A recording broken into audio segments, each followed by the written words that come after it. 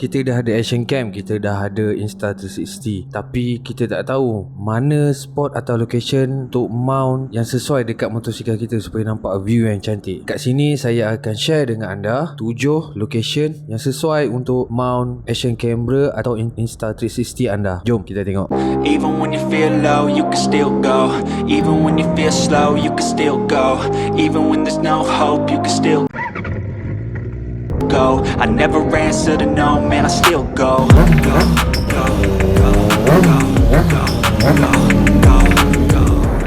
Location spot yang pertama, yang ni paling famous, yang mana kita mount kat handlebar motosikal kita. Kalau naked bike memang sesuai lah, memang senang lah. Tapi kalau macam handle clip on memang susah sikit. So kat sini dia boleh straightkan dia dan kita boleh bengkokkan dia ikut kesesuaian atau view yang anda nak. Yang ni paling senang lah. Kalau naked bike memang best. Kalau macam Insta360 kita boleh adjust dia punya view ke arah kita ataupun ke arah depan. Dia punya view pun cantik.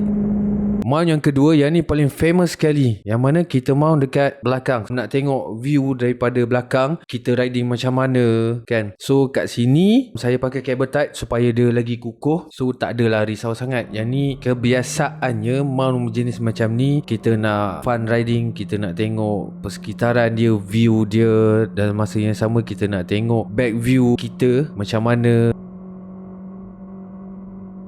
Yang ketiga, bottom front mount, yang mana kita mountkan dia dekat bawah dan stick tu kita boleh adjust sama ada anda nak atas ke atau nak bawah sikit ke. So yang view ni kita boleh nampak dia punya front view sekali dengan background belakang, dan masa yang sama kita boleh adjustkan dia pergi ke front view. Yang ni best juga mount jenis macam ni.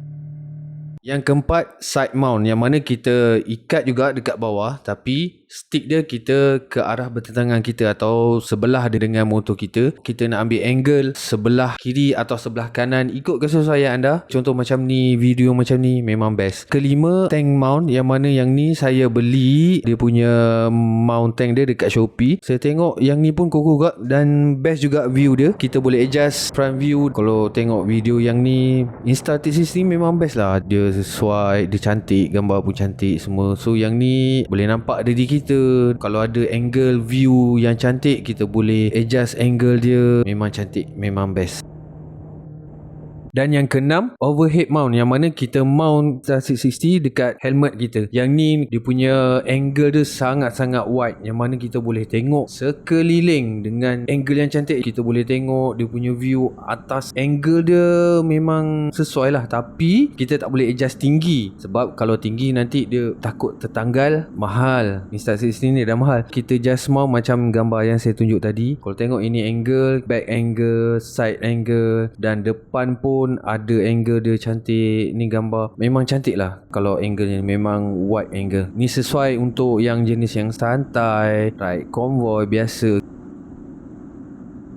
Dan yang ketujuh, chest mount. Yang ni jarang lah orang buat chest mount, yang mana kita pakai dia punya chest mount dia ni, kita beli kat Shopee. So ini dia punya view, kita boleh nampak front view dia, motor, meter, tangan dan handle, everything in front of chest kita. Yang ni nampak sesuai, tapi kebarangkalian untuk bergegar tu tinggi lah kalau pakai chest mount, so kena ikat ketat sikit. So itu saja video untuk kali ni, beberapa info yang saya share kepada anda. Semoga berguna untuk anda. Semoga kita berjumpa lagi video-video yang akan datang. Teruskan support channel saya, MHB East. Stay safe, safe ride. Assalamualaikum.